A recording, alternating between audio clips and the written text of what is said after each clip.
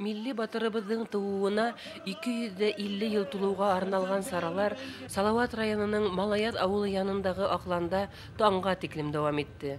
Батыр исеме Башкортостан халкын гына түгел, барлык халык вәкилләрен үз канаты астына тупланы. Тантанага килгән кунактар 9 төрле ярышта күз сынашкан үз һөнәре осталарының сыгыштарын карап куанды.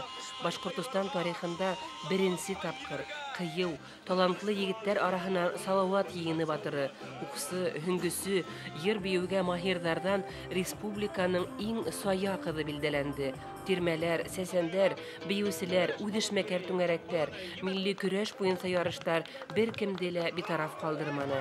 Ендың сагу битләренең береһе Салават Юлаев исемендәге дәүләт премияһы лауреаттарының концерты булды.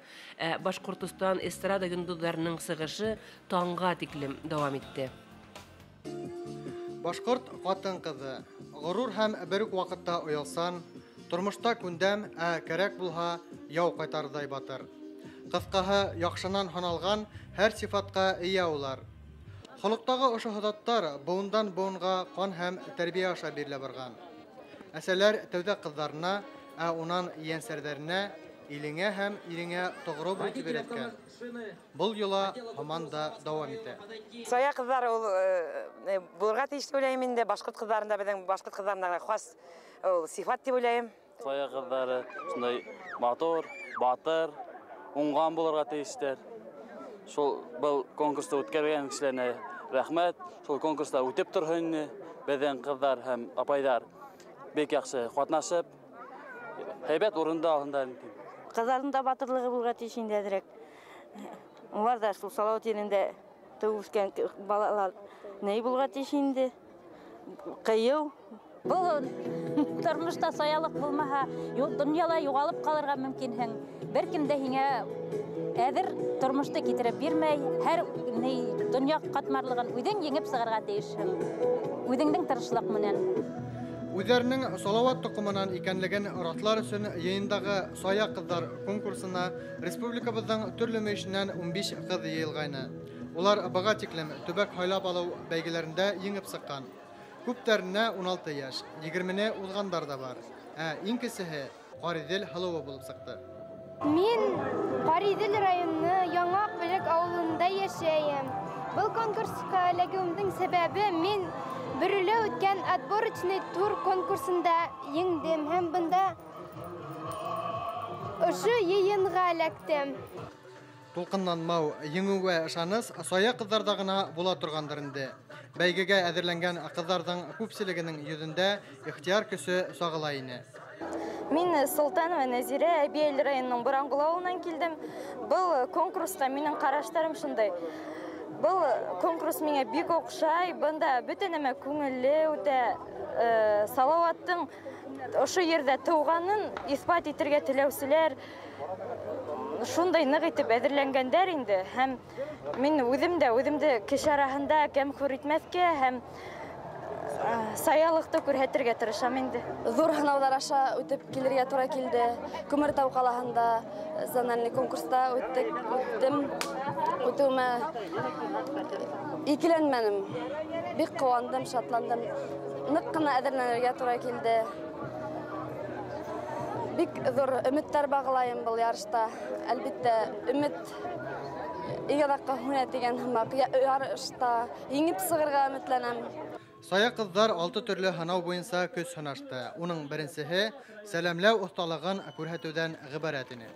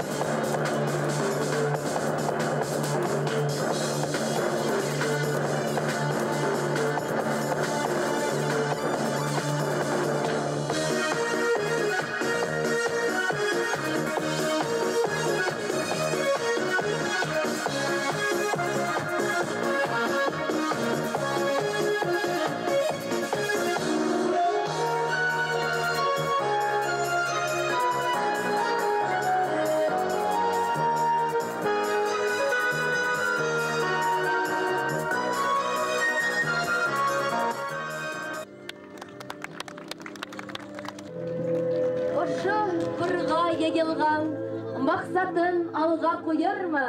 Асылында ней барын әйтіп бире алырмы?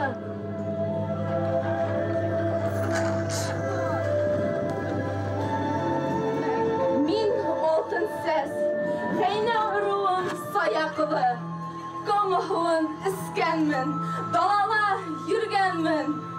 Уқ хабақтарымды алып, йыйылға келіп еткәнмін. Мин дә килдем ярышқа, түзмәне минем йөрәк. Бындай күркәм байрамда дәрт һәм сәндә бик кәрәк. Әлфия минең исем, мең ырауы есемем, урман, күлдәр. Балы менән җирәктән тоткан Нуримандың кызы мин. Афарин! Тан бабабыды бушман кылып, гайер ир була киңгә. Ыласын ятып үлмәй тиеп, дөятеп сүкмәй тиеп, кан бабабыз һүзен хуплап, ярышка килде Лилия. Йән тартамы, кан тартамы, әллә миндә саямы, толпар атка атланып, сыктым юлга сәмләнеп, Салаваттың еренә көрәштәше кинйәнән ялкынлы сәлам алып. Сәламен кабул һылыу. Сая рухлы ырыуым бөрьән, ағасын булыр мәғрур қарағас, құшым булыр қыйғыр қарсыға, ұраным иһә тарауыл. Таңған минең яғылбай, батыр килмәк тұқымынан мин Розалия Күсабай.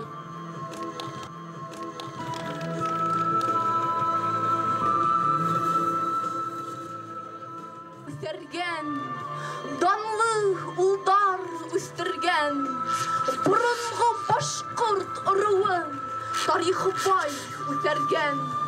Ақышыбыз тұрна бұлыр, мұңландыра ұсқанда, сыңырау тұрна таушынан, құрқып қасқан дұшмандар.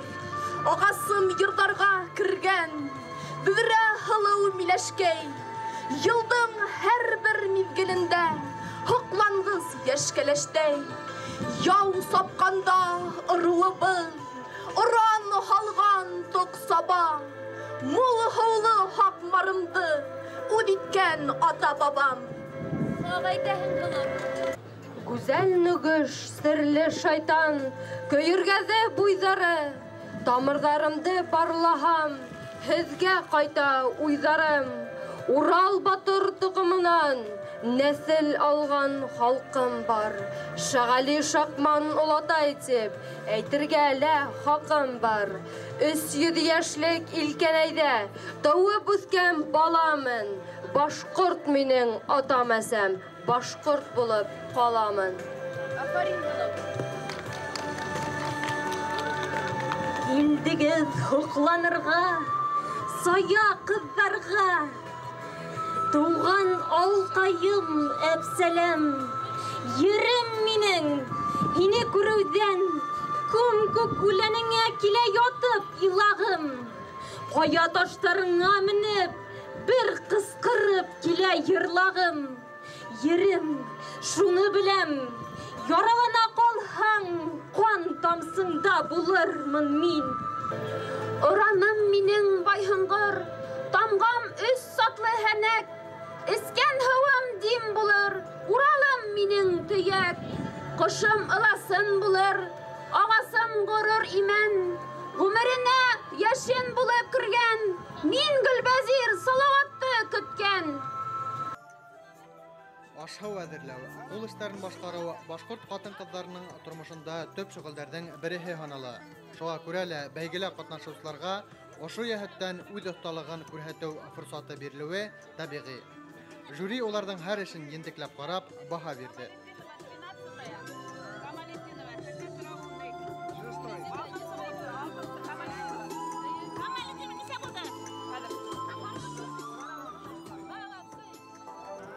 Шулай итеп, ҡыҙҙар, һеҙгә, егеттәргә хат яҙыу маһирлығында ла һынатмаҫҡа кәрәк булыр, сөнки һеҙ тап хат яҙыу менән мәшғүл буласаҡһығыҙ.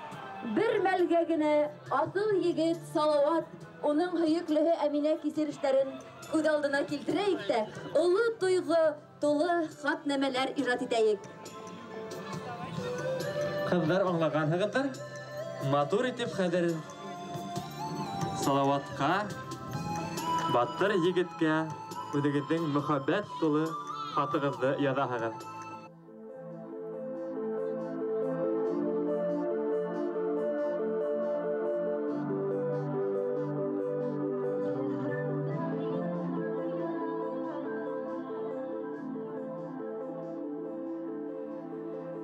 Үҙҙәрен Батырҙың һөйөклө кәләше Әминә итеп күҙ алдына килтереп, Салауатҡа хат яҙғандан һуң, сая ҡыҙҙар фекерләү ҡыуаһында, ягъни сәсәнлектә ярышты. Мәҙинә, Зәлифә, Зөлхизә, Таңсулпан исемдәре кеүек аҫыл таштай балҡып тора. Тимәк, телдәре лә сәсән, аҡыллы, фекерле булырға тейеш уларҙың. Үҫтергән байлыҡты тартып алһалар, һеҙ нимә эшләр идегеҙ?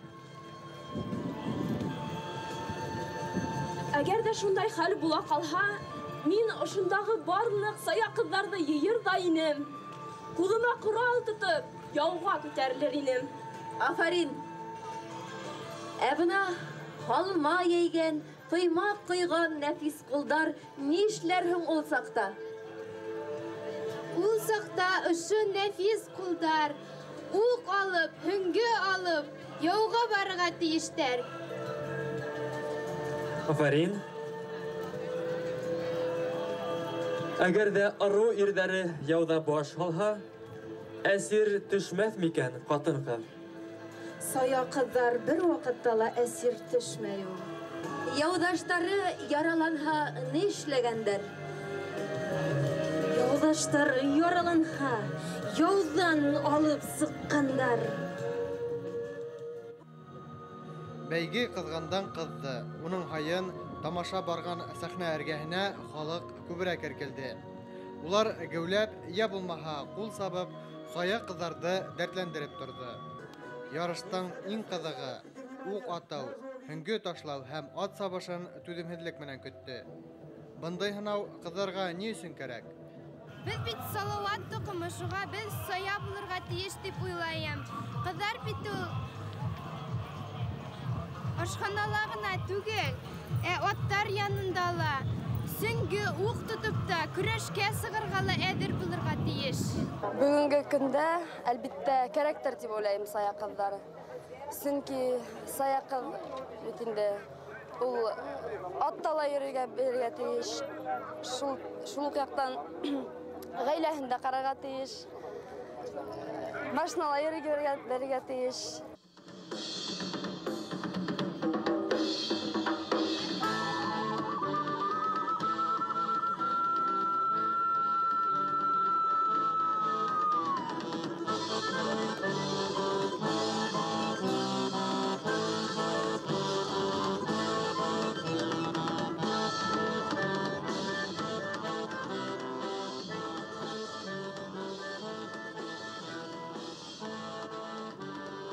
Нефтекама ҡалаһына килгән бейеүсе ҡыҙҙарҙың сығышынан һуң яугир ҡыҙҙар кейеме конкурсы башланды.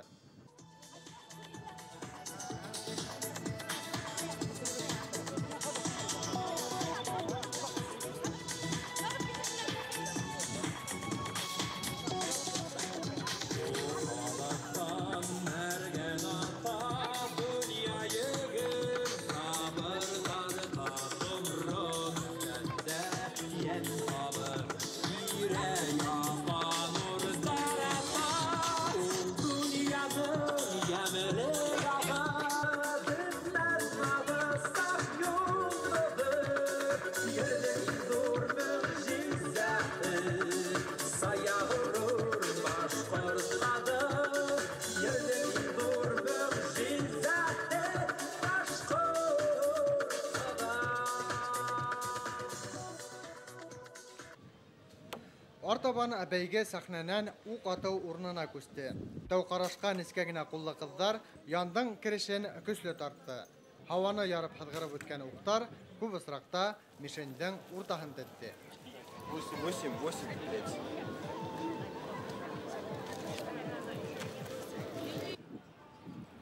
Арарак сая кызлар хөнгө ыргытты. Бұл түрдә Салават районынан Карина Камалдиновага тиңләшүсе булманы.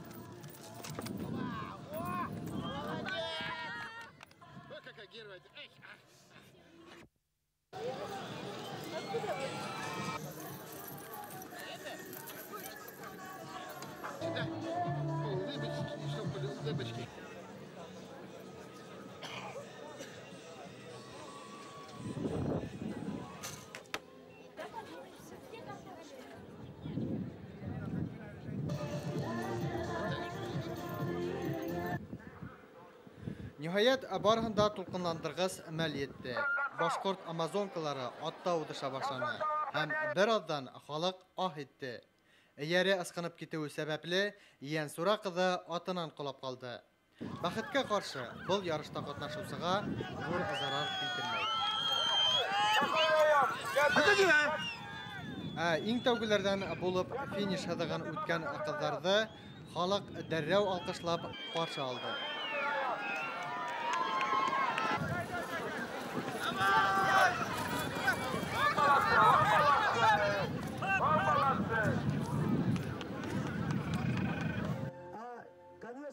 Бәйгенең адакка өлеше булган ат сабышынан һуң халык тагыла сәхнә эргәһенә йыелды. Халыкай студияһының махсус призына Ләйсән Латыпова, Караван-Һарай фольклор эстрада төркеменең бүләгенә Благовещен калаһынан Розалия Күсәбаева лайык булды. Өченче урында Балакатай кызы Лилия Фәррәхова, икенче урында Стәрлебаш районынан Галия Мөхәммәтьянова, беренче урында Салават районынан Зарина Камалдинова яулана. Кем республиканың иң сая кызы дип табылды һуң? Бұл турала сак кына һуңрак.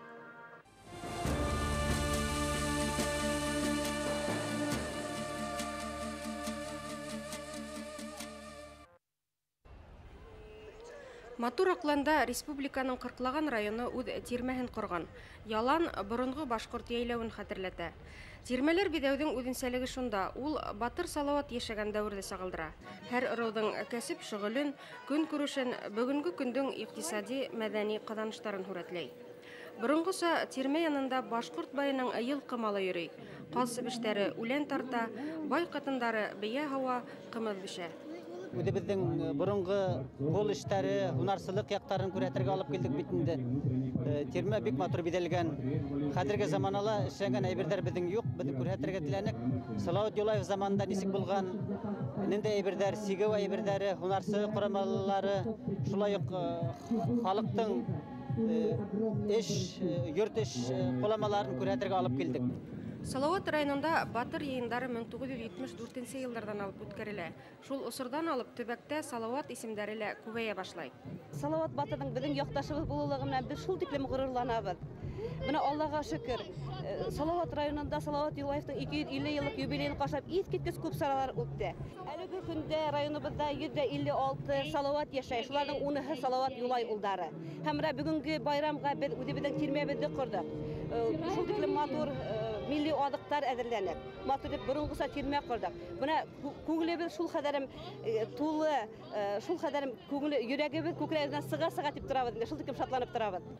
Тирмәләр конкурсында Гран-при яулаусы Баймак районының тирмәһенә етүсе булманы. Баймактар 800 километр алыслыктан мал-туар, кош-корт куып килгән. Юл мәшәкатьләре 12 сәгать вакытта алган. Шуңа карамастан улар Салават яшәгән усырдагы башкорт тирмәһенең ысын күчермәһен халыкка күрһәтә алды. Хатта халык элек нимә менән тукланган, өстәлгә шундай ризыктар куелган. Шифалы үләндәрнең 150 төрө Ирәндек тауынан казып алынган. Киев менән капланган борынгы мунсала шунда ук игътибарды үзенә ялеп итә. Бөтә гаиләһе менән яйләүгә сыгып, хозур табигать кусагында тирмә курган байдың көн күреше театраллаштырылган тамаша менән күрһәтелә.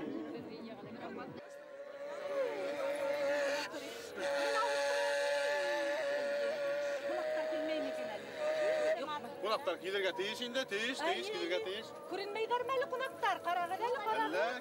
Мин байдың өлкән хатыны булам. Бына был байдың тирмәһе. Мин уның өлкән хатыны. Байдың үз хатыны бар. Салават усыры 1750-нче, 1770-нче еллардагы тормышты кире кайтарырга, тарих битен кире асып карарга ынтылдык. Тирмәгә қойылған һавыт-һаба, көнкүреш, ҡатын-ҡыҙҙың биҙәнеү әйберҙәре, музей экспонаттары түгел. Ҡомартҡылар халыҡтан йыйып алынған. Улар араһында быуындан быуынға күсеп килгән ғаилә мираҫы бар. Башҡорт ҡатын-ҡыҙының милли кейемендәге мөһим деталь тәңкәле һаҡал 7 быуынды хәтерләй. Тәңкәләрҙең ауырлығы 3 килограмға етә. Ул сама менән 18-нсе быуаттыҡы, йәғни Салауат заманынан ҡалырға тейештей апайҙар. Ҡомартҡы Әбйәлилдән Баймаҡҡа килен булып төшкән Рәмзиә Гайсинаныҡы. Бындай ҙур бүләкте уға өләсәһе ҡалдырған. Был 7 быуындан күсеп килгән күкрәксен. Был бөтөн көмөштән төҙөлгән бер күкрәксен ине.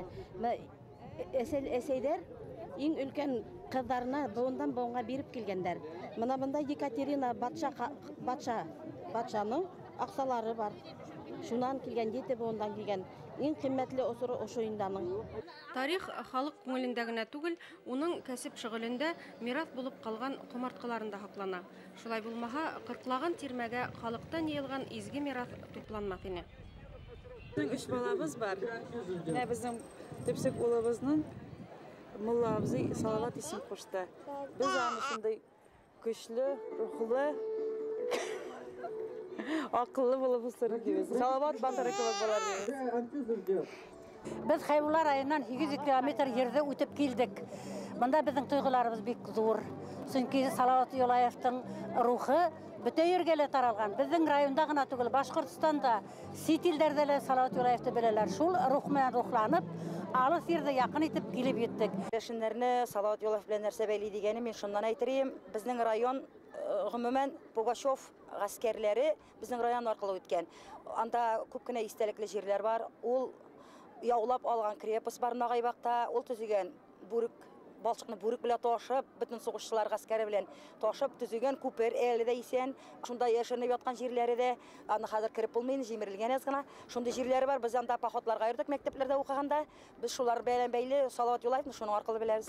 Шулай иттереп Пугачев белән бергә анда керәшеннәр, Нағайбаҡ керәшеннәре күбесе шунда ҡатнашҡан. Салават Юлаев бүгенге көндә бөтен безгә дә яҡын, балаларға шуның белән яҡын, бөтен гербларда, бөтен китапларда история Башҡортостан теле үтәләр балалар. Шуның белән яҡын булып тора балалар, бик әйбәт, бик яҡшы беләләр. Ул безнең национальный герой дип бүгендә яҡын, безнең герой дип саныйбыз. Ҡайҙа йөрсәк тә, ҡайсы республикаға сыҡсаҡ та, үзебез Башҡортостанда йәшәгәнгә ғорурланып, әйбәт итеп күрсәтергә тырышабыз. Батшалыҡҡа ҡол булып йәшәүҙән үзебеҙгә үзебез азатлыҡ көрәшеп алыуға башлап җибәрүче дип аңлайбыз. Берләштерүче, милләтләрне барысында берләштерүче дип аңлайбыз. Башҡортостандың милли батыры тигән дан алған, сәсән импровизатор булып танылған Салауат Юлаевтың тыуыуына 250 йыл тулуға арналған сәсәндәр бәйгеһенә йыйылған ҡатнашыусыларға, тамашасыларға, ойоштороусыларға һәм әлбиттә алып барыусыларға Салауат йыйыны халҡынан, йыйын ҡунаҡтарынан Салауатса, сәсәндәрсә ялҡынлы сәләм! Сәсәндәр бәйгеһенә республикабыҙҙың төрлө тарафтарынан әйткән һүҙен намыҫы кеүек күргән, һүҙҙең тылсымын белгән, тәмен һиҙгән, сәсән телле замандаштарыбыҙ йыйылды. Үҙ төбәгендә улар байтаҡ һүҙ оҫтаһын еңгән, Салауат ерендә уҙғарылған бәйгегә етди әҙерлек менән килгән. Нимә тейеп килдегеҙ һеҙ? Сәсән тейеп килдем мин, 250 тулған көндө, иле, ере, халҡы ҡотлай, һөйҙ әйтергә килдем мин. Салауаттың хаҡ һүҙе, сәсән ирҙең хыялы, халыҡтарға тиң хоҡуҡ, матур, берҙәм тормоштар, азат, ирекле булмыштар. Шул уйҙы нығытайым, шиттәрем таратайым, тиеп бында килдем мин. Бәйгеселәрҙең иң өлкәне 74 йәшлек Әсмә Усманова. Ул батырҙың тыуған көнөн билдәләргә Хәйбулла районынан килгән. Салауат тураһында мин бик күп әҫәрҙәр алып килгәйнем. Үҙем сығарған ҡыбайыр һүҙҙәре көйөлә бар. Шунан һуң шиғыр сығарғайным, шунан бәйет сығарғайным. Шунан һуң таҡмаҡ сығарғайным. Башҡорт батыры Салауат, Урал улы Салауат, Башҡорт батыры Салауат, Урал улы Салауат, үлде тиҙәр, ул үлмәне, мәңге йәшәй Салауат, үлде тиҙәр, ул үлмәне, мәңге йәшәй Салауат. Бәйге 2 төркөмдә оештырылды. 16 яшькә тиклемге балалар конкурстың беренсе шарты буенса Салауат Юлаевтың поэтик мираҫынан өлгөләр башҡарҙы. Тирмән тора, көмөш кеүек, йылға ярында. Хуш еҫле сәскәләр үҫә тирә-яғында. Көтөүҙәр йөрөй, мин үҙем ятам тирмәмдә. Тыуғандарым, яҡындарым минең эргәмдә. Шул саҡ тирмән ишеген асырға ҡуштым. Төн буйы тыңланым моңон, һандуғас ҡоштом. Ниндәй яҡшы, ниндәй татлы булды бөгөн төн. Керпек тә ҡаҡмай үткәрҙем ошо төндө мин. Һин алыста минән ватаным, тыуған тиәк бигерәк аяулы. Ҡайтыр инем дә бит башҡорттар, аяҡтарым минең бығаулы. Ҡарҙар күмә минең юлдарымды, тындарымды ҡыҫа таш йорттар. Әммә яҙын ирер ул ҡарҙар, минме? Юҡ, үлмәнем башҡорттар. Шағир-импровизатор булып танылған Салауат Юлаевтың ижади мираҫының халҡыбыҙ аңында йәшәп килеүе батырҙың данын тағы ла мәртәбәлерәк итә. Сәсәндәрҙең телдәрен киҫеп, думбыраларҙы усаҡтарҙа яғып, Салауаттың исемен дә телгә алыуҙан ҡурҡҡан заманда, телгә алғандары өсөн дә язаланған бер замандан һуң Салауат Сәсәндең шиғырҙарын бөгөн сәхнәлә ишетеү, ошо дәүерҙе үтеү халыҡ хәтерендәге оло бер арауыҡ, оло бер тарих әлбиттә. Һәм беҙҙең күҙәтеүебеҙсә, беҙҙең аңлауыбыҙса, Салауат репертуары халҡыбыҙҙың телендә йәшәй, аңында йәшәй. Салауат тураһындағы йырҙар 1775 йылда уҡ сығарыла башлаған. Тағы ла 10 йылдан улар аҡ ҡағыҙға төшөрөлгән. Быуаттар үтеү менән халҡыбыҙҙың Салауатҡа булған мөнәсәбәте үҙгәрмәй. Сәсән телле замандаштарыбыҙ ижадында ла батырыбыҙға ҡарата иҫ киткес мөхәббәт, һоҡланыу тойғолары һаҡлана. Конкурста ҡатнашыусылар өсөн һынауҙың икенсе шарты батырҙар тураһындағы үҙҙәре ижад иткән әҫәрҙәр менән сығыш яһау. Был йәһәттән дә йәш төркөм бәйгеселәре һынатманы. Салауат, Баязит, Сура, Бейеш, Ҡаранай батырҙарыбыҙ хаҡында яңы шиғырҙар Салауат йыйынына бик матур бүләк булһын. Һай Салауат, Салауат, яугир ирһин Салауат, бүгәс батшаның дуҫы, данлы ирһин Салауат. Йөрәгемә моң бирҙең, күңелемә йыр бирҙең, Салауатым, батырым, һиңә минең дан йырым. Халыҡты тыңлата белеү Сәсән өсөн иң мөһим сифат. Ялҡынлы сығыштары менән тамашасы һөйөүен яулаған йәш бәйгеселәр танылған һүҙ оҫталарын да һоҡландырҙы. Сәсәндәр ижады тергеҙелә башлауға ни бары тиҫтә йыл. Шулай да Сәсән телле замандаштарыбыҙ был өлкәлә ярайһы уҡ тәжрибә туплаған.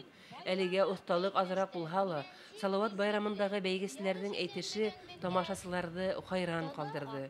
Һүҙ көсө, ҙур көс. Боҙло ямғы яуып төшһөнмө, йәшен йәшнәһенме, Сәсәндәр бәйгеһе үҙ тамашасыһын юғалтманы. Батырҙан ни сыға, ҡурҡаҡ ирҙән ни сыға? Батыр ирҙән дан сыға, ҡурҡаҡ ирҙән ҡан сыға. Батыр ирҙән батыр сыға, ҡурҡаҡ ирҙән илен һатыр сыға. Батырҙар булыр яҡшы, ҡурҡаҡтар булыр шаҡшы. Конкурста көс һынашҡан 35 Сәсән араһында йәш төркөмдә Хәйбулланан Кәбир Бохарбаев беренсе урын яулаһа, өлкәндәрҙән Мәүлид Ямалетдиновҡа етеүсе булманы. Ни нәмәлә ҡара ла бар, аҡ та бар, бир яуабың. Яҙмышымдың яҡтыһы, халҡымдың бөгөн байрам иткәне, яҙмышымдың ҡараһы, ул халҡымдың үткәне. Салауат ерендә ойошторолған Сәсәндәр бәйгеһендә ҡатнашҡан һүҙ оҫталарының йәше лә, ҡарты ла был конкурстың ауазы оҙаҡ һаҡланыр тигән фекерҙә таралышты. Салауат батыр мираҫын, уй фекерҙәрен фәлсәфәүи яҡтан асыу киләсәктә лә дауам итәсәк. Без туймазы қаласы һәм районынан бүгін Салават Юлаевның йыйынына ашқынып келдік. Бик ерақ ерлерден, 400 километрдан деп әйтергә дә була. Шул хәтле күңелле бүгенге жыйын безгә шушы хәтле дә ошай. Ул безнең туймазы җирләрендә дә, һәр вакытта да безнең йөрәкләрдә, һәр вакытта да безнең халыкта, аның күңелендә яшәй. Бүгенге жыйынга без үзебезнең Салават рухына багышланган, Салаватның 250 еллыгына багышланган үзебезнең бик зур күргәзмәбезне алып килдек. Шушы күргәзмәдә безнең балаларның, халыкның, художествоның һәрберсенең шушы Салават батырының горурлыгы, аның батырлыгы чагыла.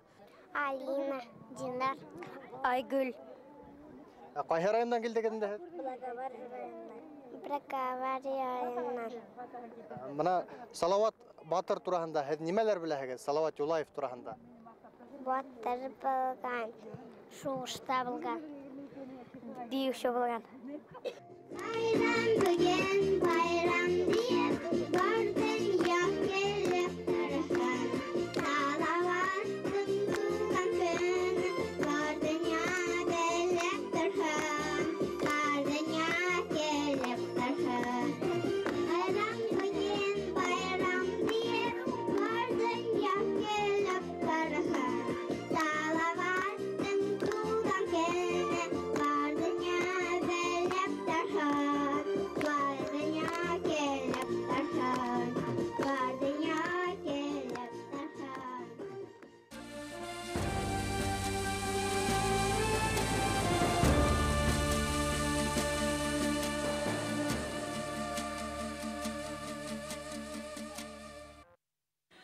Табырға тип һорауҙарға яуап, алырға тип йәнгә нур һауап, ғәҙеллеккә сарсап, моңға сарсап, киләбеҙ бит һиңә, Салауат. Шағирҙың был һүҙҙәрендә тамсылы арттырыу юҡ, сөнки ысынлап та күкрәгендә үҙ халҡына, милләтенә һөйөү йөрөткән һәр кемгә Салауат исеме ул ҡаһарманлык синонимы ғына түгел, ә шиғриәт, моң, илһам, рухи гүзәллек символы ла. Салават йыйынының иң күркәм майҙансыҡтарының береһендә ойошторолған биеүселәр бәйгеһе тағы ла бер тапҡыр халҡыбыҙҙың ҡиммәтле рухи байлыҡтарының береһе. Хореография сәнғәтенең кимәлен байҡаһа, шул уҡ сәхнәлә барған фольклор ансамбльдәр ярышы иһә милли йолаларҙы тергеҙеү, данлы ла, ҡанлы ла тарих биттәрен барлауға ҡоролоп, сағыу байрамға әйләнде. Биеүселәр конкурсы 2 номинация буйынса профессиональ һәм үҙ эшмәкәр башҡарыусылар араһында уҙғарылды. Бәйгеселәргә ярайһы уҡ ҡатмарлы талаптар ҡуйылғайны. Беренсе турҙа Салауат йәйһе башҡа башҡорт батырҙарын һынландырған героик бейеү. Икенсе турҙа йәнлек йәки ҡош образын һүрәтләгән бейеү күрһәтергә кәрәк ине. Башҡорт бейеүе тиңдәше булмаған уникаль күренеш ул. Халҡыбыҙҙа яңғыҙ бейеү сәнғәте ғөмүмән элек-электән бик юғары кимәлдә үҫешкән. Бында берҙән юғары техник оҫталыҡ, икенсенән художестволы образға керә белеү, актерлыҡ һәләте зарур. Башҡортостан Республикаһының Салауат Юлаев исемендәге дәүләт премияһы лауреаты Риф Ғәбитов етәкселегендәге абруйлы жюриға бейеү оҫталарына тейешле баһа биреү анһаттан булмағандыр. Сөнки Салауат йыйыны 2004 Республика фольклор байрамына ысын талант эйәләре, үҙенсәлекле бейеү оҫталары йыйылғайны. Шулай итеп, профессиональ башҡарыусыларҙан 3-нче урынды Сибай ҡалаһынан Фәйзулла Ғөбайҙуллин менән Учалы егете Илшат Исхаҡов уртаҡлашты. 2-нче урын Учалы ҡалаһынан Тимур Әхмәтовҡа, 1-нче дәрәжәле диплом Сибай егете Фәнил Әсәҙуллинға тапшырылды. Үҙ эшмәкәрҙәр араһында иң көслө бейеүсе булараҡ Стәрлетамаҡ егете Салауат Искужин танылһа, 2-нче дәрәжәле диплом Ҡариҙел районынан килгән бейеүсе Илсур Мөнировҡа бирелде. 3-нче урынды Иглин ҡыҙҙары Лилия Яҡупова, Резеда Калимуллина дуэты һәм алыҫ Екатеринбург ҡалаһынан килгән йәш бейеүсе Лилия Әхмәтова бүлеште. Каждый, наверное, чувствует его своим родственником. И для меня он тоже является частичкой не только народа своего, но и частичка меня. И воплощение вот моего танца именно образ Салавата Юлаева. Мы должны не забывать о нем. Это наш сподвижник, который смог поднять свой народ, смог не стереть его с лица земли. Мы его должны уважать и ценить. Хеде беден иң олы байрамыбыз Салават Юлаевтың 250-лек тантанаһы менән Свердловск өлкәһе башкортлары исеменән кайнар котлайым. Барыбызга да тазалык һәм бәхет теләйем. Үз эшмәкәрләр номинациясендә сыгыш яһаган Әскәт Нурмөхәмәтов иһә тамашасылар һөюен яулап махсус призга лаек булды. Бейу коллективтарынан иң лайыклылары тип Салават районынан йөрүдән 3нче урын, Сибай калаһының Оскон 2нче урын һәм Стәрлетамак педагогия академиясының бейу ансамбльдәре танылды.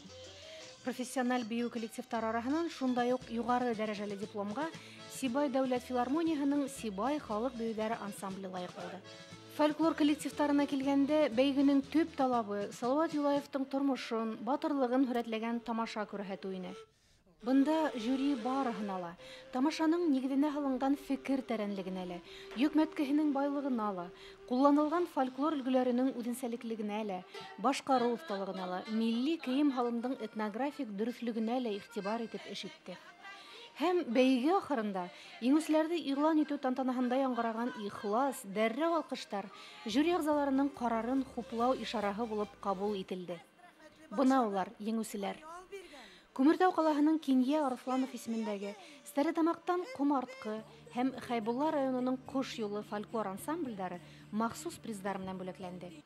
2нче дәрәҗәле диплом һәм махсус приз Мәсетле районының Ҡабырсаҡ халыҡ фольклор ансамбленә тапшырылды, ә инде 1нче урында Балаҡатай районының Аҡ Тирмә һәм Учалы районының Хазина халыҡ фольклор ансамбльдәре яуланы. Әлбиттә, һәр бәйгелә шартлылыҡ бар. Сөнки уның төп маҡсаты дипломдар һәм бүләктәр таратыуҙа түгел. Был бәйгелә еңелүселәр юҡ. Сөнки Салауат йынына килгән һәр кем, оло йәштәге ир уҙаман булһынмы ул, йәш үҫмер йәиһә бала сағамы, иң мөһиме, барыһы ла ошо аралашыуҙан рух күтәренкелеге, берҙәмлек тойғоһо, Салауат рухына тоғролоҡ тойғоһон алып ҡайтты. Ә был тойғо барлыҡ ҡиммәттәрҙән дә юғарыраҡ. Бик ошады безгә. Салауат яҡлары беренче мәртәбә булабыз бу яҡта. Жыйын шундай матур булды, шул ҡәҙәре күңелдә бик күп хәтирәләр ҡалдырҙы. Шундай матур булды, халыҡ шул ҡәҙәре ҡәнәғәт булдылар. Шушының өсөн бу жыйынны ойоштороусыларға, шушында ҡатнашыусыларға, шушыны ойоштырған етәкселәргә барына да зур рәхмәт. Без бик ҡәнәғәт булдыҡ. Салауат рухы нисек йәшәй Благовар районында? Бездә бик хуп күрәләр аны, онотмайлар, онотмаясаҡлар, һәр ваҡыт хәтерҙә булыр. Һәр ваҡытта искә алып, уҡыусылар, уҡытыусылар, һәр ваҡытта да аны туған көннәрен ойоштороп, шундай аның үткән юлларын, батырлыҡларын онотмайса, матур стендлар төзөп, шаралар үткәреп, бик матур алып баралар. Ул онотолмаясаҡ безнең йөрәкләрҙә. Минең уйлауымса, башҡорт халҡының 2 бейек улы бар. Бейектән бейеге беренсе Салават Юлаев. Икенсеһе Заки Валиди. Ошо йыйынға без Салават менән осрашырға дип килдек, аны иҫләргә дип. Ага рәхмәт һүҙебеҙҙе белдерергә дип, аны онотмайыҡ дип, бергәләп һәр ваҡыт Салауат иҫтә торһон дип килдек.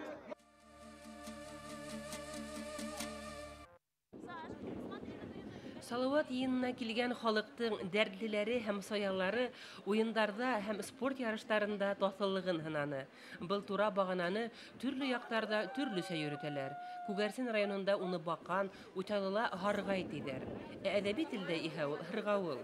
Уны яулау өсөн ҡул һәм аяҡтың көсө талап ителә. Борон йола буйынса һырғауылдың башына терәтәс ҡуйғандар. Заманалар үҙгәргән һайын еңеүсегә тейешле бүләк тә үҙгәрә. Һырғауылды яуларға теләүселәр байтаҡ булды, әммә бик күптәр уның яртыһынан кире төштө. Ә еңеүсе тип Миәс ҡалаһынан килгән Фаил Арыҫланов табылды. Ул һырғауылдың башына 30 секунд эсендә менеп етте. Ловкость, занимался спортом. А каким видом занимались? Ну, я занимался коньками и легкой атлетикой. Яшьтәр баганага үрмәләгән, тук менән йөгергән арала, олылар акыл талап иткән спорт төре шахматта күз сынашты.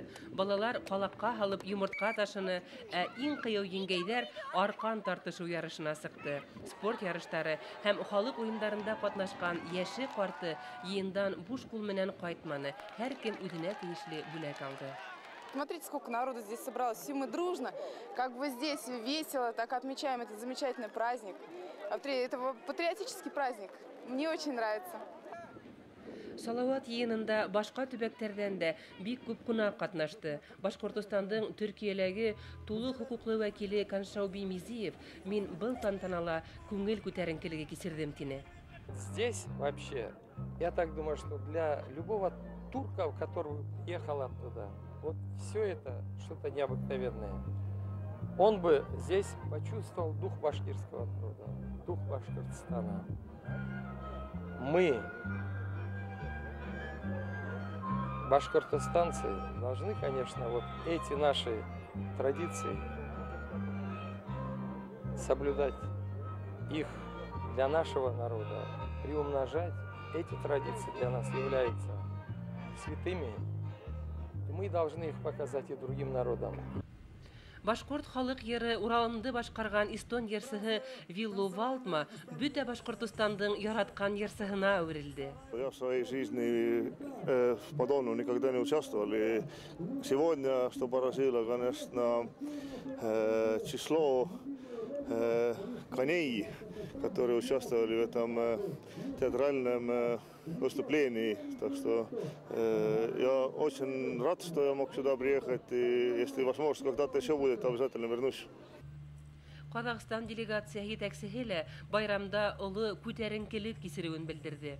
Действительно, Салават Юлаев – это герой не только башкирского народа, не только всего тюркоязычного мира, но и народов, населяющих все евразийское пространство. Салават Юлаев прекрасно знает в Казахстане. Идеалы, за которые боролся Салават Юлаев, это идеалы свободы, независимости, идеалы добра, справедливости. Они близки всем людям на этой земле.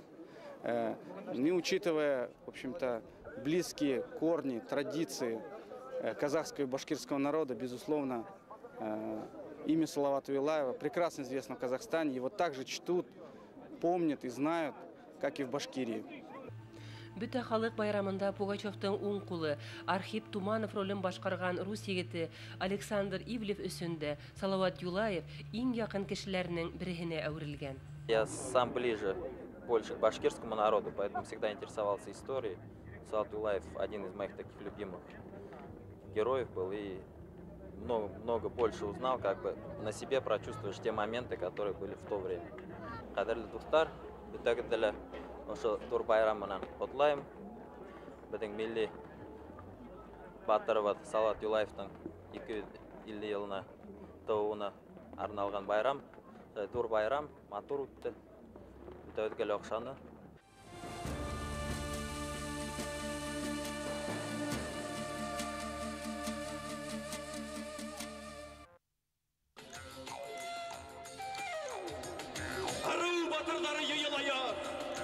Yürekte küsüntüp, küs sınışaya!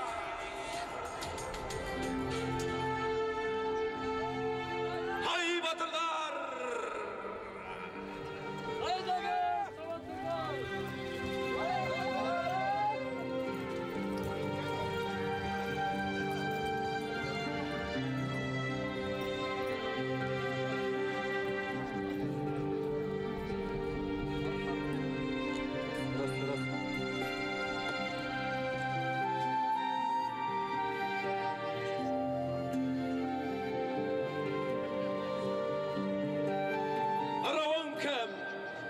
Şeytan kövel!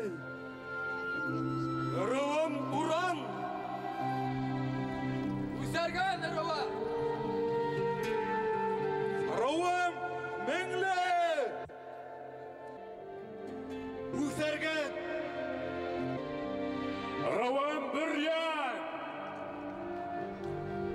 Rıvım Üzergen! Rıvım Tabın!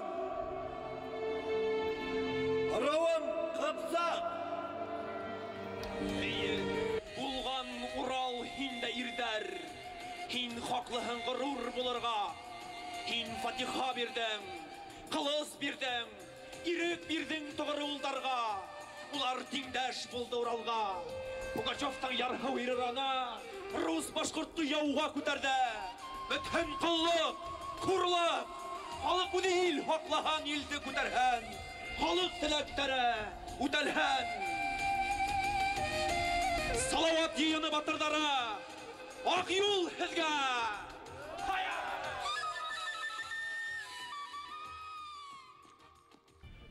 Бүте халык тантанаһының иң тулкынландыргыс мәлдәренең береһе Салават йыйыны батырын асыклау булды. Конкурс быел тәүге тапкыр оештырылды. Мәртәбәле исем өчен төбәк бәйгеләрендә еңеп сыккан 12 егет көз һынашты. Уларга үзләренең батыр кебек йырсыла, йыр хүзле сәсән дә, курайсы ла, өйдә басып биюсе лә икәнлеген генә түгел, ук атып һәм һөңгө ташлап мәргәнлектәрен, көрәштә бил бирмәс батыр икәнлекләрен дә расларга туры килде.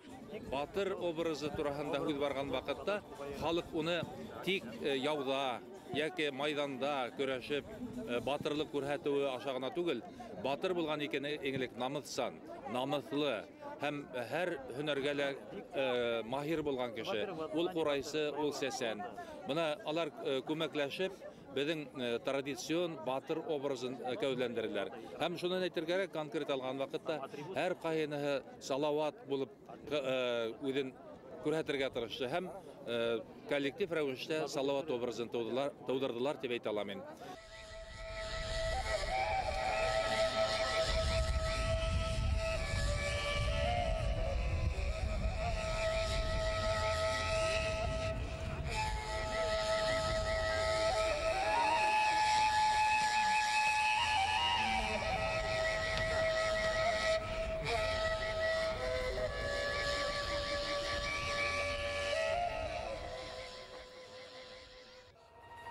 Душман буып алыр булга, тирәк булган юлында, кара йылан соғышқа, буыр өчен халкымды, илен, йортын яклаган, Гайнаның батыр улы, Ураның тал бой, Уруым Гайна, агасым Нарат, яндас дусым Турат, агасы Kuşum Samrıgoş, yüreğim kuş.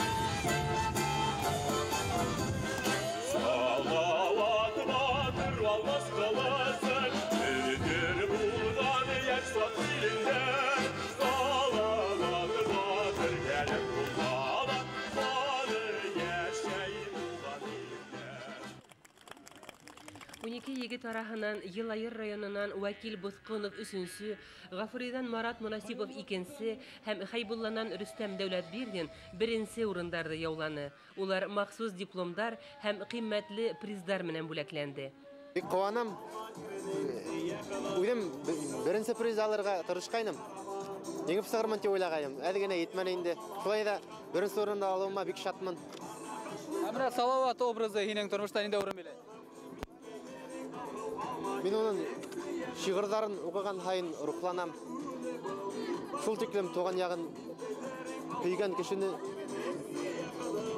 зур ихтирам итәм инде. Салават йыйыны батыры һәм Соя кызлар конкурсында еңүселәрде Башкортстан президенты тәбрикләне. Бөргән ырыуы егете Илшат Мырзабулатов Салават йыйыны батыры исеменә лаек булды. Йәнсура Хылуы Резида Әбделгужина республиканың иң сая кызы дип билдәләнде. Илшат менән Резидага Муртаза Гобайдулла улы АК машинаһының аскыстарын тапшырды. Был ярыштар бер кемде лә битараф калдырманы. Салават йыйыны байрамының сценарий авторы Сәрвәр Суринала акланда барган һәр тамашаны үз йөрәге аша үткәрдем тине. Мине Салаватты яратуым өчен шу хәтлем Алланың миңа биргән бер рәхмәтелер дип уйланам. Шулай кабул иттем. Һәм мәтәм бик зур бурыс, яки миннән Алланың ярдәме белән еңеп сыгалырмын. Дип шуга тиештем. Бик укыным. Һәм бер тында стихтер яздым да. Шу хәтлем илһамланып язганмындыр ахыры. Байтак кына аннан соң шул шаукымдан айный алмай, хәтта дирәк сирлеп алдым инде, авырып алдым.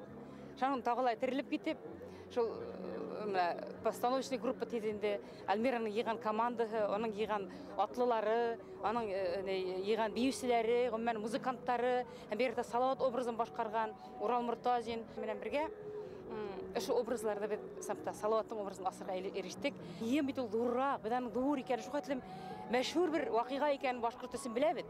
Хәтта шуңа якынайырга куркабыз, әйтергә йын дип. Менә без бүген беренче тапкыр Салават исеменә әлегә баягы таянып, шуңа аркаланып, Салават йыны дип, бөтә Башкортстанга аудайсып, бөтә дөньяга аудасып әйтергә юрәт иттек. Һәм шунда да безгә Салаваттың исеме, аның батырлыгы, аның йөрәге ярдәм итте. Башкорт халкының милли батырына арналган йыында милли көрәш буенча Салават Юлаев призына Рәсәй турниры халык иң күп йыелган урындардың береһе булды. Турнир 1990 елдан башлап оештырыла. Унда 26 команда көз сынашты. Был ярыш 2 көн барып, үз категориясында еңү яулаусылар абсолют батыр исеме өчен көрәште. Салават районында туып үскән, бөтә Рәсәйдә билдәле көрәшче, Көньяк Уралда дзюдо мәктәбенә нигез халусы Харис Юсупов һәр спортчы турасында төпле мәгълүмат бирде. Был ярышта ир удамандар гына түгел, кызлар да көз сынашты. Дәүләкән кызы Рәйлә Булатованың сыгышын тамашасы улы кызы кыну менән караны. Еңүче исеме өчен билдәле спортчылар Юнир Ильясов менән Алик Якупов көрәште. Урал дәүләт физик-культура академиясе студенты Алик Якупов йыйын батыры дип табылды. Уны Башкортстан президенты үзе котланы. Праздник действительно состоялся, впечатление очень хорошее, грандиозное. Это действительно праздник не только для Республики Башкортостан. Я думаю, это праздник для всей нашей России, потому что Салават Юлаев – это любимый герой не только Республики, но всей России. Как раз его идея, о которой он говорил, воплощается сегодня в жизни, поэтому я очень доволен. Считаю, что такие праздники нужны для объединения, для единства нашей России. В целом, праздник удался, наверное, сами видели. Хотя, может быть, много требовалось и усилий. И самое главное, погода прекрасная сегодня, как по заказу. Наверное, Салават Юлаев сам заказал этот день, чтобы этот день был хорошим, красивым, солнечным. Көрәш буенча командалар арасында Салаваттың якташтары беренче, Учалылар икенче, Стәрлетамактар өченче урын алды. Нинде йыйын ат сабыштары үтен инде. Бәйгелә 33 ат катнашты. 1800 метрлык араны беренче булып, Салават районы байлылары үтеп, еңүче исеменә лаек булды. Кис етеуен йыйында катнашучылар түземһезләнеп көтте. Байрамды ябу тантанаһында бөтә төр ярыштар буенча еңүчеләрнең исемнәре билдәле булды. Уларга кыйммәт кыйммәтле бүләктәр тапшырылды. Соя кызлар конкурсында катнашкан Резида Хужинаны Салават районы хакимияте хандык менән бүләкләне. Махсус призларга Гүзәл Мурзина, Нефтика менән Ләйсән Латыпова, Көйөргәденән Зинфира Әхтәмова, Юлия Тукасова, Карелдән Резида Шәрифуллина, Нуримандан Әлфия Харонова, Хайбулланан Лифуза Муталова, Әбиялилдән Нәзирә Солтанова, Олеся Рахматуллиналар лайык булды. Еңүселәрде Башкорт дәүләт филармонияһы солисткаһы, Кыпсак кызы Рима Амангильдина үзенең моңлы йырлары менән кинәндерде.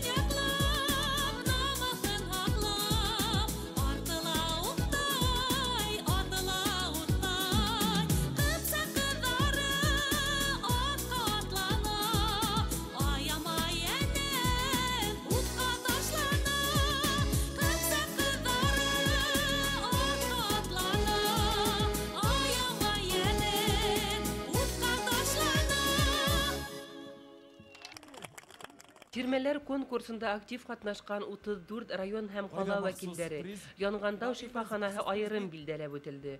3нче дәрәҗә дипломга Тәтешле, 2нче урынга Йенсура, 1нче дәрәҗә дипломга Баймак калаһы һәм районы тирмәләре лайык булды. Далан төркеме еңүчеләргә үзенең йырын бүләк итте.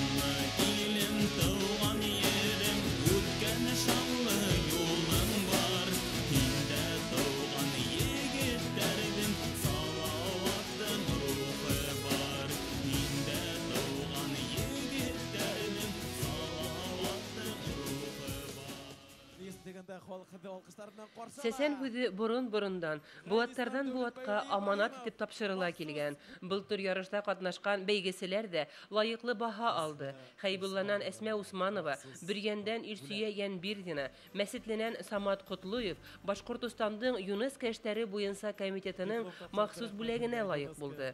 Балалар араһынан Гафуридан Лилия Сираева, Елайырдан Айрат Атангулов, Ишембайдан Флорид Бугаев, Хәйбулланан Кәбир Бухарбаевка еткән сәсәндәр булманы. Өлкәндәр араһында Учалынан Фәрид Хәсәнов, Күгәрсендән Гөлназ Сәлихова, Учалынан Мәүлид Ямалетдинов еңүчеләр дип табылды. Йомгаклау концертын Мәләвездән 15 яшьлек Азат Юлтимиров дәвам итте.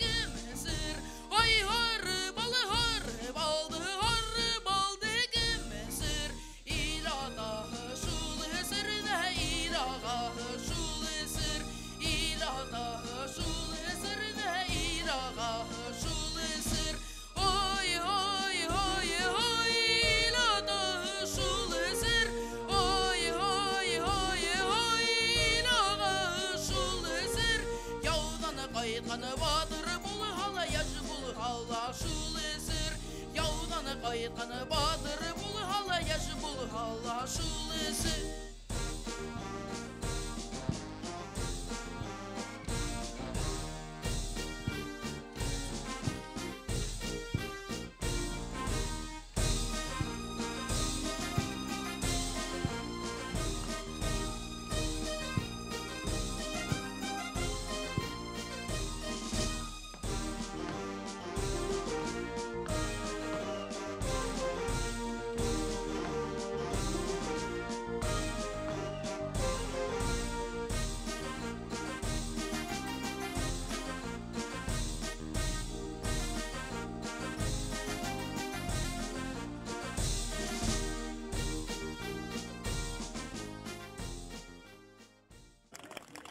Далан төркөмөнүң Салават Юлаевка арнап язган йыры бер кимди эле битараф калдырманы.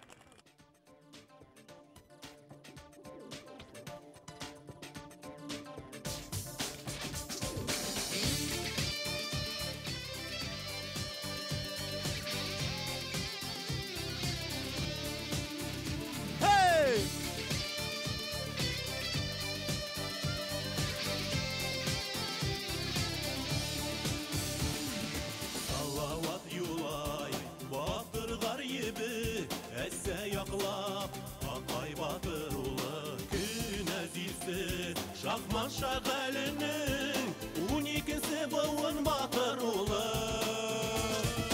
Эй, Салават Юлай, мәңгі яшнер башқыды батыры.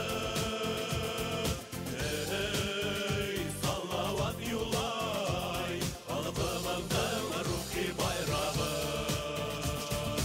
Эй, Салават Юлай, мәңгі яшнер башқыды батыры. Эй, Салават Юлай, халқымыздың рухи байрағы.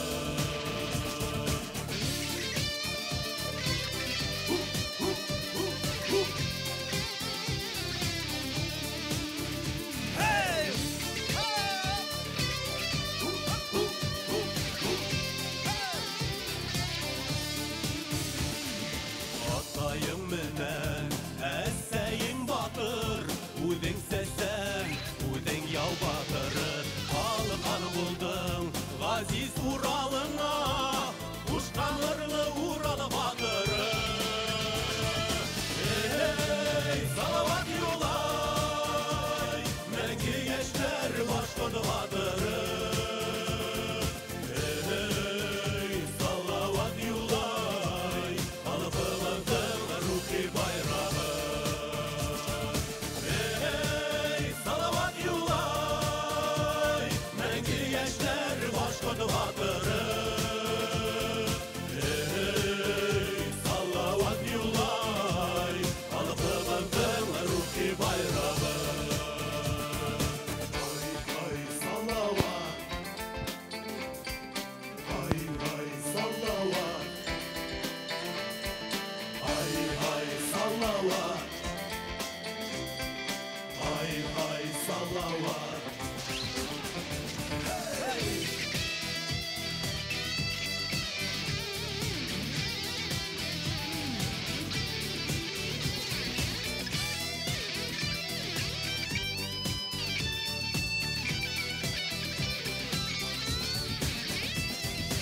Егерме яшта булдың бұлғадир, атын илдә дип ирекілік талы.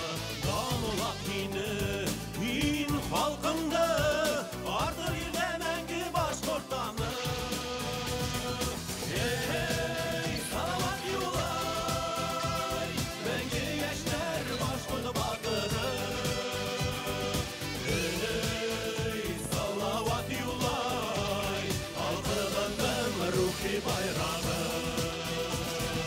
Эй, Салават Юлай, мәңгі яшнер башқұрды батыры. Эй, Салават Юлай, халқымыздың рухи байрағы.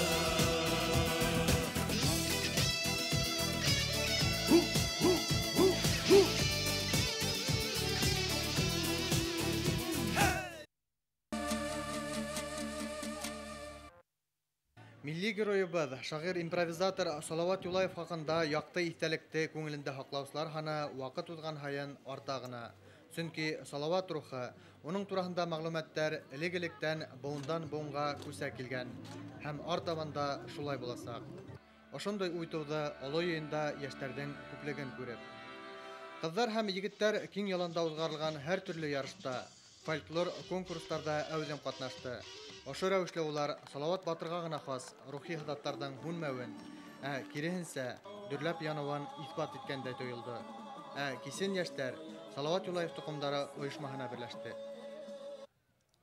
Без халкыбызның яшь каны туган илебез алдында Олы йыйын алдында тантаналы рәвештә ант итәбез. Хуңгы улышыбызгаса, туган еребезгә тугры булырга, батырыбыз Салават рухына тап төшермәскә, рухташтарыбызга терәк булырга. Ант итәбез! Ант итәбез! Ант итәбез!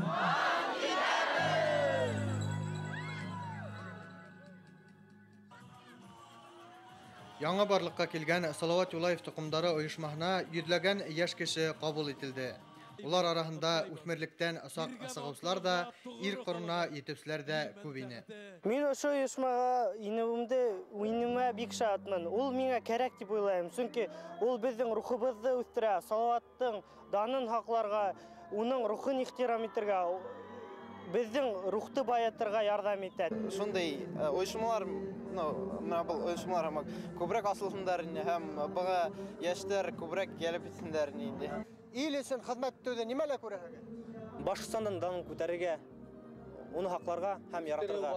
Бына ошо оешмаға инеүсе йәш егеттәр һәм ҡыҙҙар ниндәй сифаттарға эйә булырға тейештәр? Кем?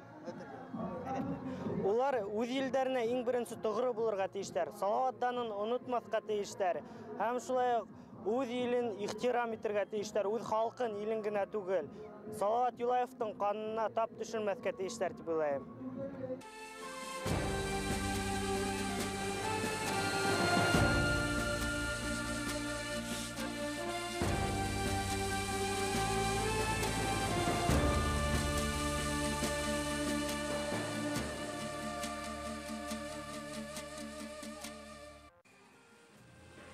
Меңәрләгән һуғышсыны берләштереп, ил азатлығы өсөн яу юлына баҫҡан батырыбыҙҙың тыуыуына 250 йыл.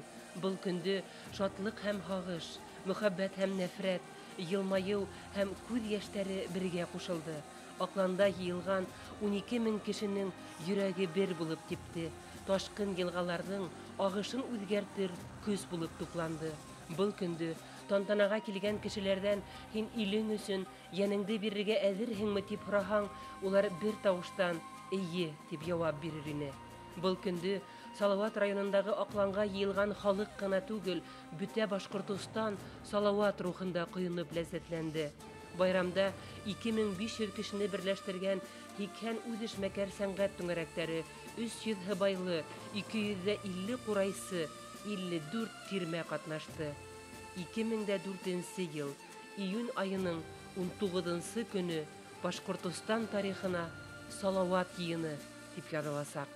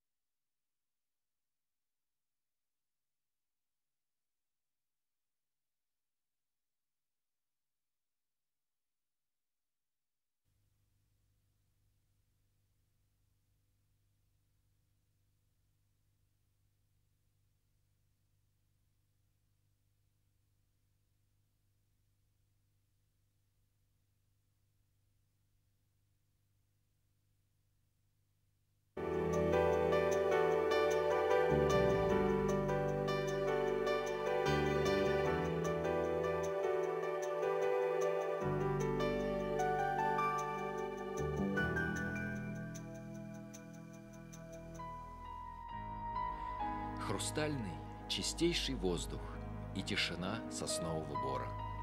аромат земляники и полевых цветов. Вас нежно обнимет река Белая и будет баюкать живыми струями. Умиротворение и покой. Дом отдыха «Сосновый Бор».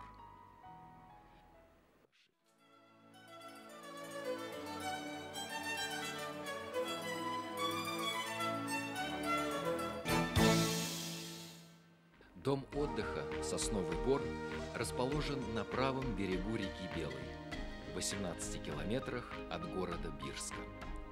Необыкновенно красивый дом отдыха с уникальной природой издавна пользуется большим спросом у жителей республики. И это не случайно. Свежий воздух Соснового Бора не только успокаивает, но и восстанавливает здоровье. Отдыхающие, втягивая воздух полной грудью, прислушиваясь к шелесту листвы, каждый день соприкасаются с природой, а солнце и воздух нежно ласкают кожу. В доме отдыха «Сосновый Бор» созданы все условия для полноценного отдыха. Люди, уставшие от суеты и шумного города, живут в летних домиках, коттеджах-люксах. 3 комфортабельных коттеджа, построенные на собственные средства, пользуются особым спросом. Удобные ванные комнаты, просторные спальные номера, современная кухня. В распоряжении отдыхающих прекрасная сауна. А под окнами цветут липы. Со 2-го этажа открывается изумительный вид. Семья Никаноровых из Уфы не первый раз для отдыха выбирает Сосновый Бор. Отдыхается очень прекрасно. Мы здесь уже не первый раз. Нам очень нравится. Приезжаем специально даже из-за ребенка, чтобы отдохнул от города, от шума, чтобы свежим воздухом подышал. Ему здесь тоже очень нравится. Здесь условия очень даже комфортные. Как отдыхается тебе здесь? Хорошо. А что именно тебе нравится? Столовая. Вообще здесь природа очень хорошая. Сам вот вид один заряжает положительно уже. Ну, здесь вот как получается в сезон приезжаем, когда цветет липа, очень дышится хорошо. Вообще здесь как-то заряжаешься положительно, и почти на весь год хватает уже этой зарядки. В летнее время здесь отдыхают дети со всей республики. Студенты Бирского педагогического института, вожатые, каждый день организовывают интересные мероприятия. Сегодня в лагере Сабантуй. На празднике не было скучающих лиц. Дети с удовольствием участвовали во всевозможных соревнованиях. За каждую победу дают боры, условную денежную единицу дома отдыха. В специальном магазине их можно обменять на всякие сладости.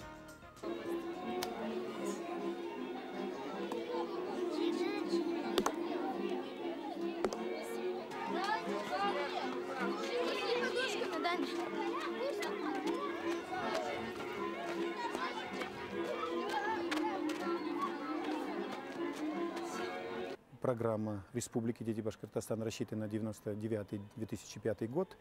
Финансирование чисто идет республиканское, выделяются средства. И у нас здесь контингент очень большой, начиная с городов крупных Стерлитамак, Салават, Ишимбай, наши районы, там Уфимский район, Шаранский район, Благоварский район и так далее. Получается, что дети здесь со всей республики. Да, оздоровление, в основном фактор лечебный, как говорится, воздух. Здесь мы также предусматриваем, здесь витамины, минеральная вода, посильная. Вот это 6-разовое питание. Также всевозможно стараемся больше фруктов, чтобы дети свежий воздух.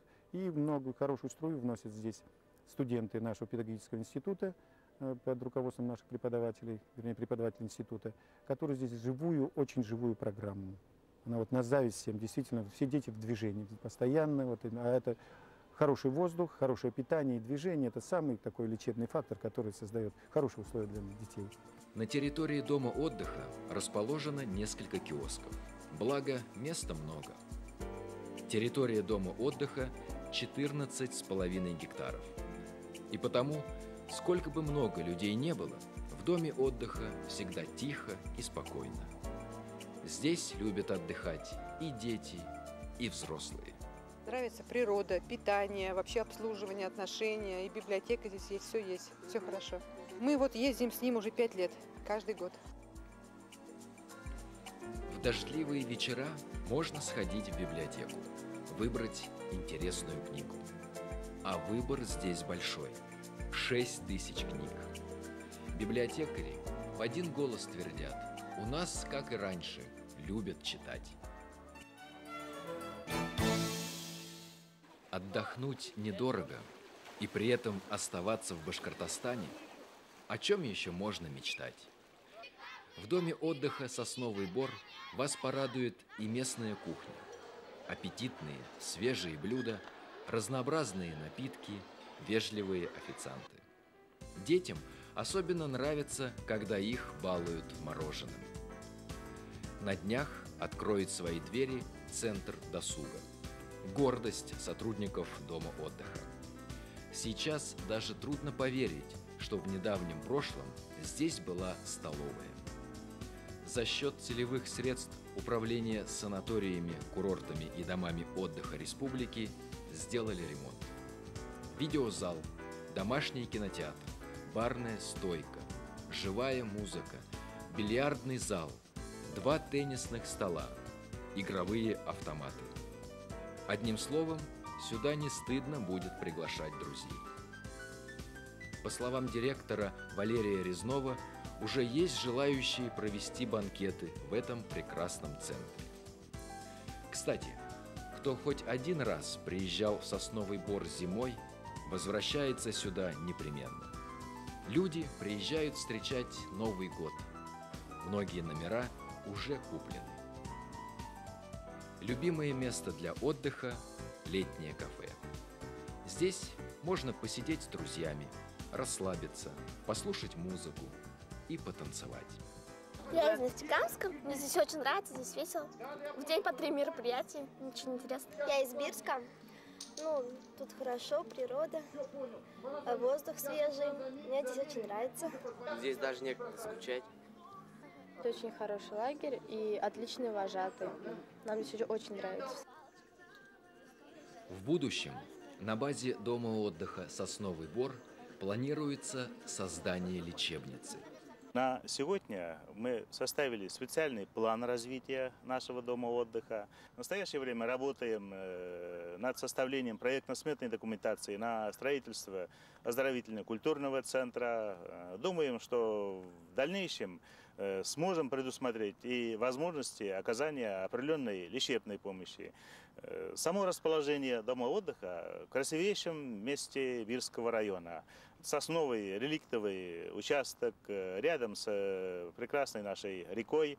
И вот это климатическое, географическое его положение располагает к отдыху. Все дома отдыха у нас сезонные. И вот наша задача постараться, чтобы они работали и в другое время года. А для этого вот вышеназванные все наши мероприятия будут основой. И мы надеемся, что наши прекрасные дома отдыха – это и озеро Шамсуддин, это и Сосновый Бор, это и Баймакский. В скором будущем будут также доступны для отдыха и лечения, как и наши здравницы.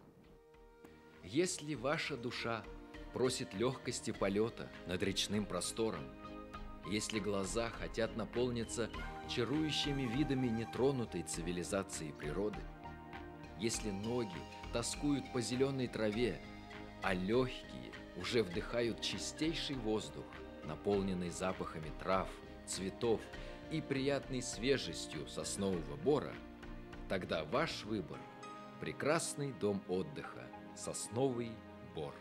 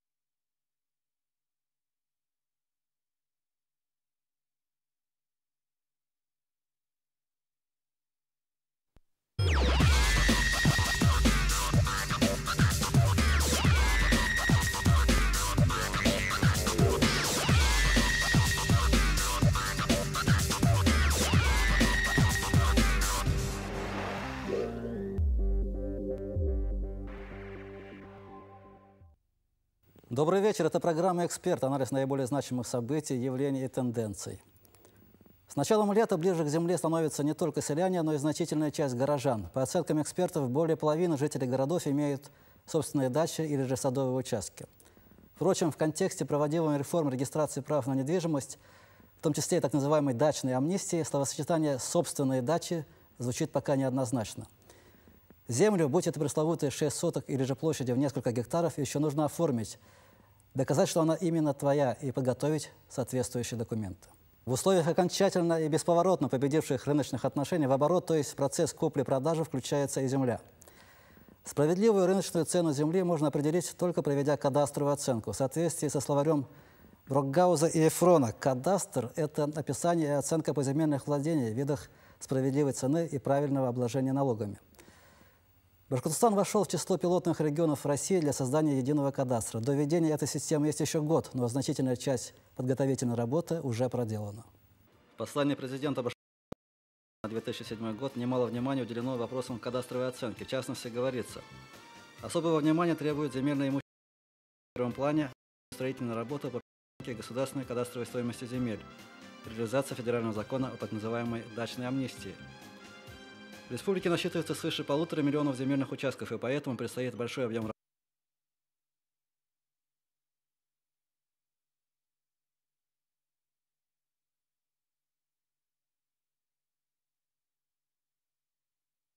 الحمد لله منشئ الخلق من عدم ثم الصلاة على المختار في القدم مولاي صل وسلم دائما أبدا على حبيبك خير الخلق كلهم أنت ذا.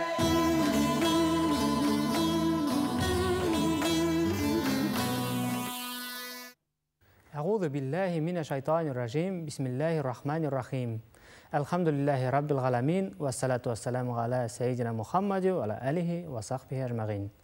Hayırlı gün muhterem туғандар. Ассаламу алейкум ва рахматуллахи ва баракатух. Büyük галимыбыз Ризаиддин Фахриддинов ғаилә құру, оның әдәптәрен өйрәнү һәм тормышта ла ошо әдәптәр буенча алып бару мусулмандар өчен иң мөһим бурыстарның бере тине. Ғаилә хәлдәре төзек булмаганда, ниндәй генә бөек милләт булһа ла, оның киләсәге өметһездер.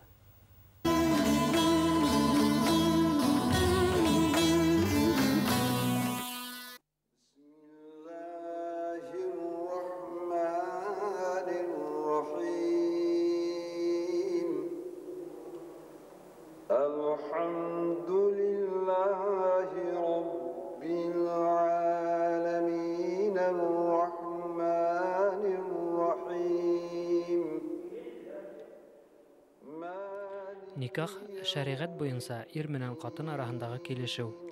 Кияүгә сыгу, өйләнү дигән һүзләрнең мәгънәһен бирә. Ике йөрәктең бергә тибүенә сәбәпсе матур сара сөннәт гамәл. Пәйгамбәрбез өлгеһенә ияреп никах гамәлен үтәйбез. Бөтә шартлары үтәлгән хәлдә никах гамәлгә ингән дип һанала.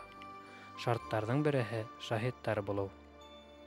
Никах укылганда ике ир кешенең яки бер ир һәм ике катынның ишетеп, күреп торуы тиешле. Ирнең катынга бирелгән бүләге мәһер дип атала. Был кызга карата игътибар, ихтирам билдәһе.